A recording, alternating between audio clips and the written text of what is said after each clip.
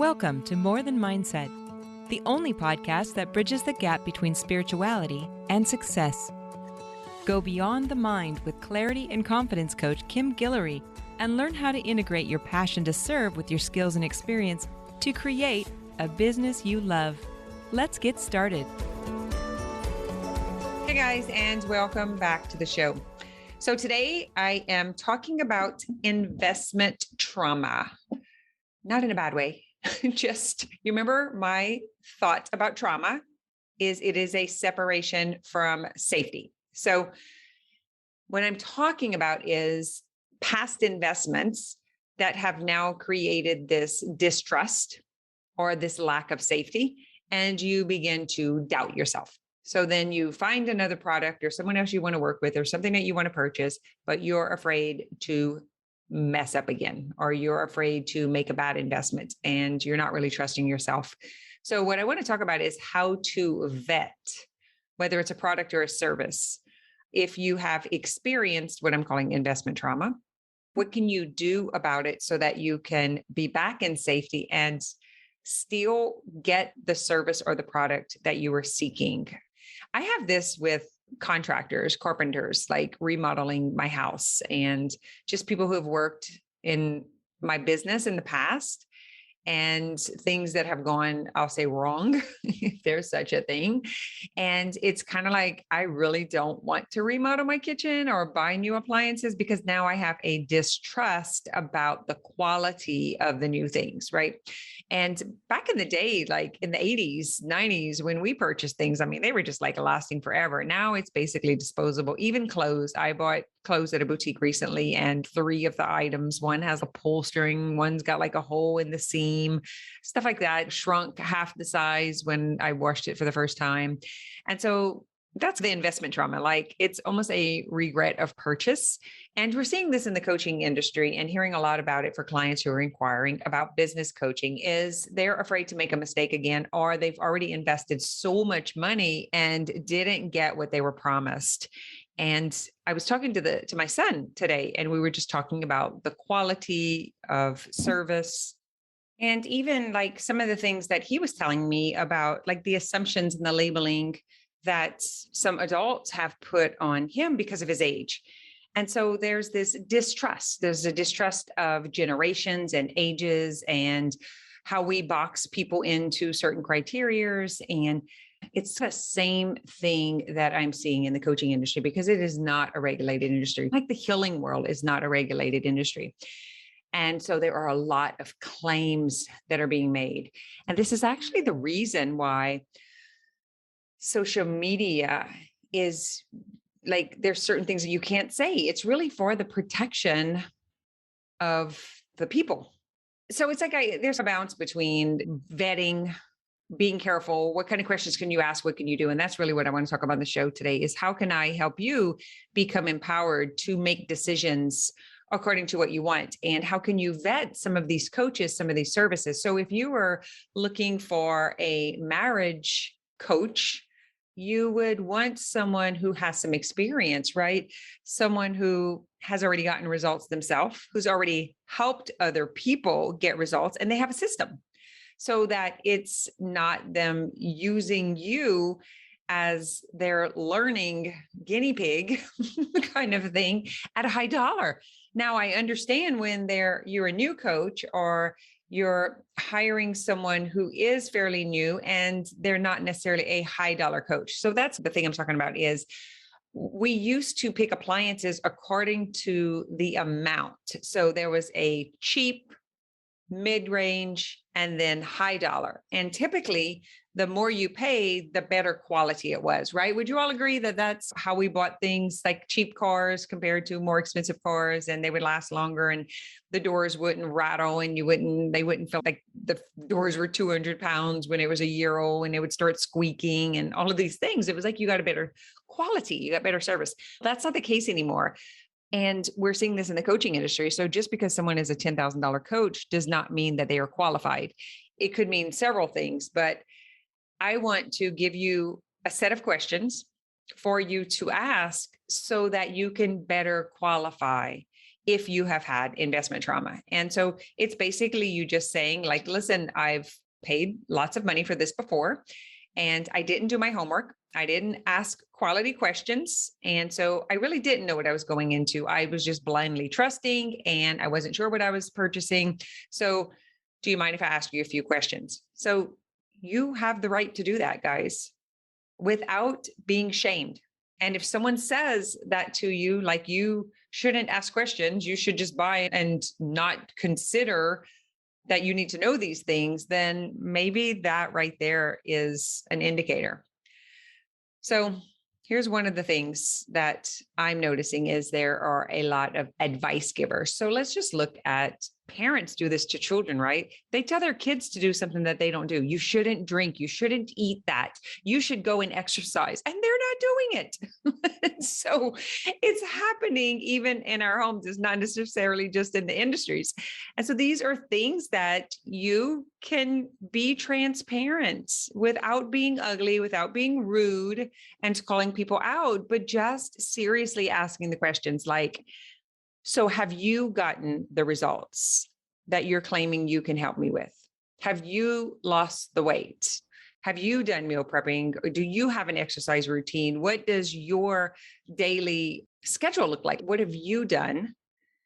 Another question that you can ask is, have you helped others do it? So do you have proof of concept? Do you have evidence? By the way, I have coaches who are inquiring about my school that ask this all the time. All the time. I had someone a couple of days ago. She's like, do you have someone like me that you've helped get results? Someone like me, someone who, like, I see that you have massage therapists that you've done it for. I see that you work with coaches. What about someone like me? And I was able to give her evidence and also my past experience. So I opened the doors to a business and I figured it out 20 something years ago. I've had multiple businesses. And there's a system. I have a system that helped me, that helped other people. And it's now something, it's a framework that we use, even though it's individual to each client, there is a specific framework that fits the model or the mode of creating a sustainable, predictable business, no matter what your business is. It fits into this framework. It's a proven system. It's been proven time and time again with myself and with others. We've taken others through it. We know for a fact that you need to be clear. You need to be confident. The problem that you solve, the person that you solve it for. You need branding. You need to be represented in the market, in your authority. You need to have past experience. You need to have a skill set. You need to have done it yourself so that you can take someone else through it, so that you can therefore create a system that is predictable and that is sustainable. Guys, the minimum, that is the minimum of having a business. And so if you are feeling like an imposter and you don't have a skill set, you don't have a proven system, you haven't done it for yourself and you haven't taken clients through it, you're going to have imposter syndrome. So guess what? Homework time. Go out and get some practice clients. Go help people. Go get evidence. Go get a system. Get busy. That is your responsibility. And if you are interested in working with a coach who is claiming that they can get you to $100,000, ask them what's the highest that they have attained. How many clients have they helped? And do they have a proven system? Then you will reduce the amount of investment trauma that you experience. Do your homework, ask the questions, be transparent, be responsible, take responsibility.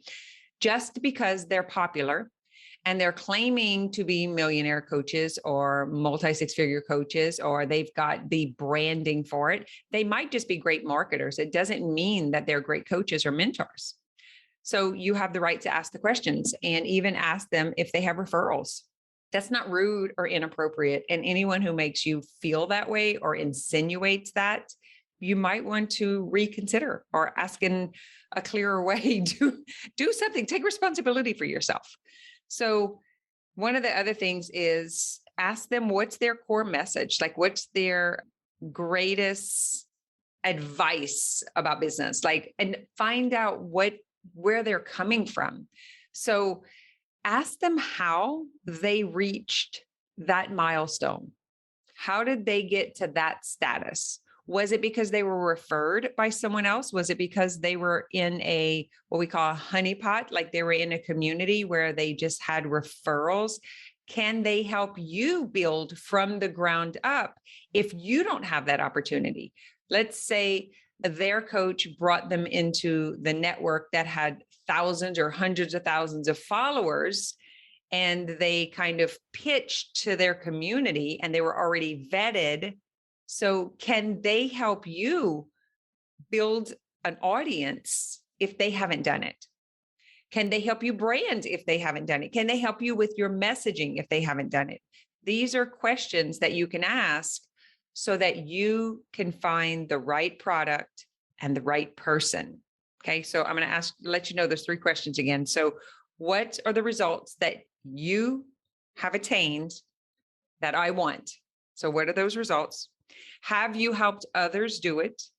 And do you have a proven system? Okay, so that's 3 questions that you can ask.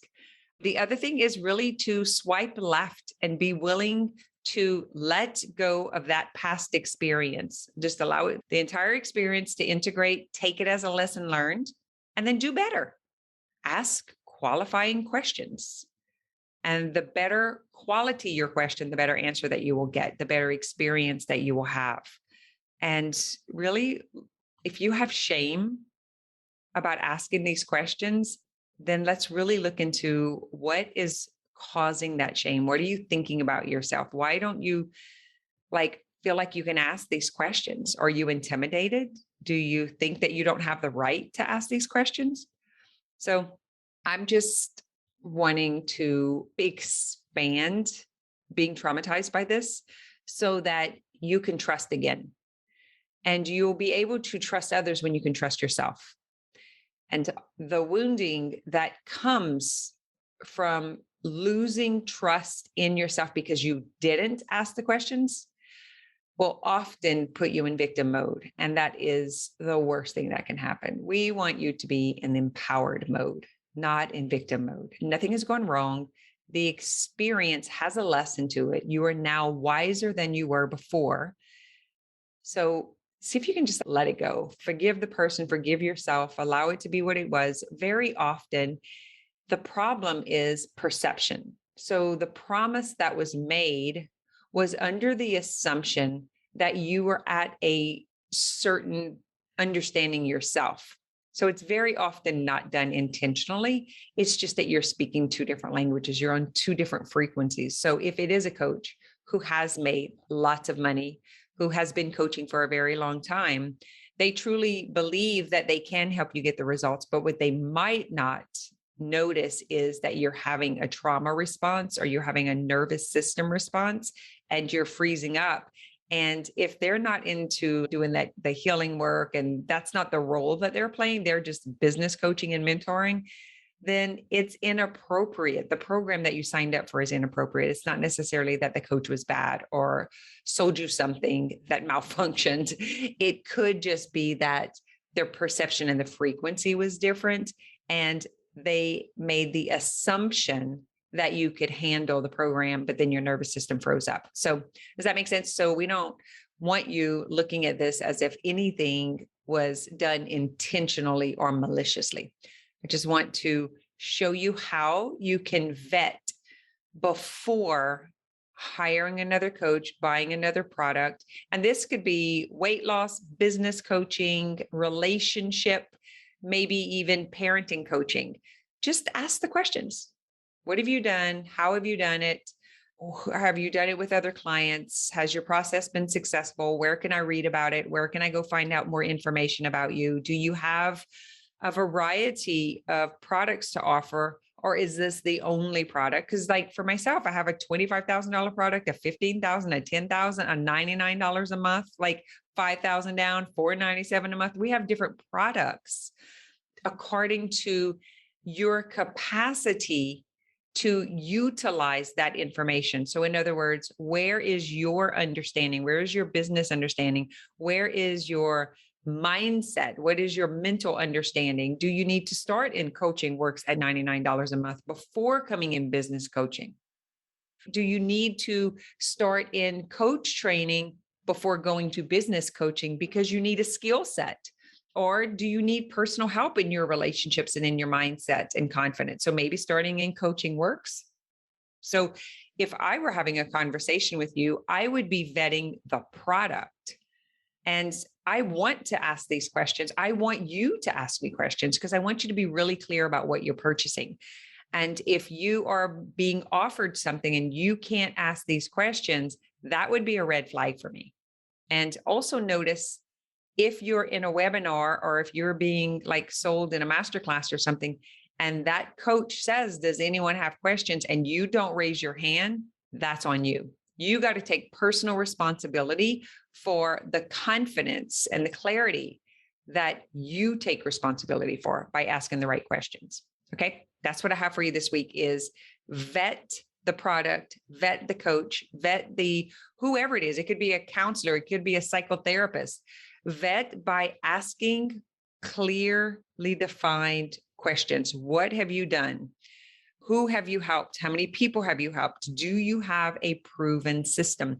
And if they say no, I'm just starting, I've only had a couple of clients, they might still be the coach for you, but at least there's transparency. And then you can make the decision on what that investment is. So if they're a brand new coach and they're just like charging $10,000 because that's what their friend's charging, you want to find that out. Don't make the assumption because it's a high dollar that it's high value. Got it? All right. Have a great week. Thanks for listening to this episode of More Than Mindset.